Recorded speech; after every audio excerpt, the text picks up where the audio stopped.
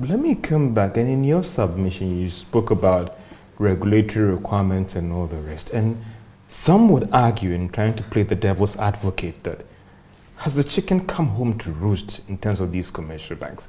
And I'll mention the name of the bank that we had in this country where a bank just placed all its funds in treasury bills, government bonds, and was seen as the most profitable banks. Some are saying that move away from the regulatory requirements. Some of these banks were maybe just being lazy, placed everything in government papers and were doing so well. They were not that innovative to spread their placements and even help the growth of businesses. Now it's come to hit you. I think if we project that argument, we are actually oversimplifying the issue. In a normal market, every risk taker chooses risk. So where we are right now is not about profitability.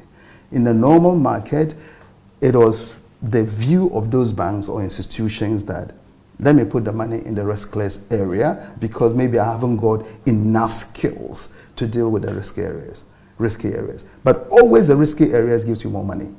If you actually deal in the real sector where you are taking corporate risk, personal risk, you make more money there. Riskless doesn't pay you that much or should not pay you that much. So that was a commercial decision. What we are faced right now is almost an implosion of the financial system. So profits is not what we're dealing with.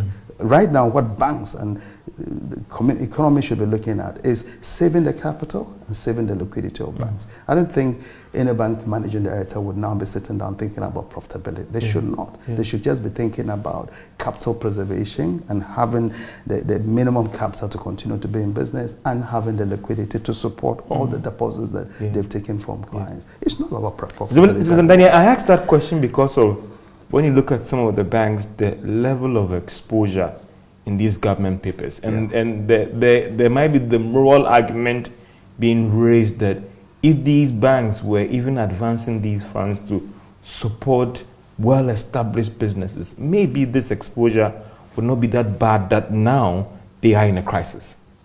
Well, think about it. Why did the government put out those the borrowing requests to which these banks responded?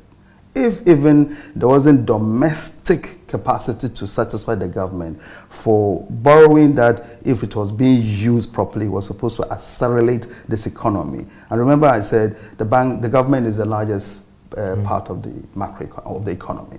And therefore, if you're borrowing and doing right, then you can spur private sector growth. So everybody needed to use borrowed funds in a very responsible manner. But having said that, the issue facing us now is not how much money you made in the past. It's just how do we preserve an economy going forward? You think how do we preserve the economy? We still cannot raise the issues about how some banks did their operations in the past, that the shocks now could have been lessened.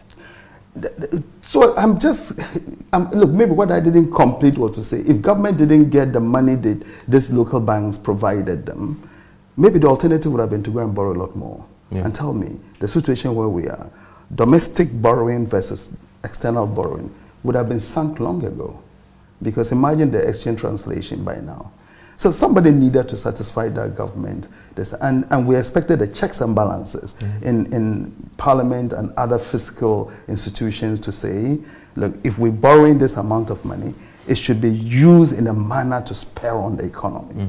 But if it wasn't, are you going to blame the lender because you said you're going to build a house and I lent you the money and trusted you, given that you're a AAA person, I didn't need to follow you, and you still didn't build a house. Sometimes if you're a triple D, I'll follow up and make sure that you build a house, because that's where my security is. But if you're a AAA like a government, I trust you will do the right thing. So if government was provided funding, call it from banks, from individuals who've put bonds in there, and they didn't use it well, are you going to blame the lenders because at the time government paid a high interest rate for it? I think we'll miss the point significantly. And that's why I'm saying we probably are losing our long-term credibility. As for the recurrent short-end problems, like any other development country, government or Ghana government, Ghana will have that. But long-term credibility is what we are threatening now.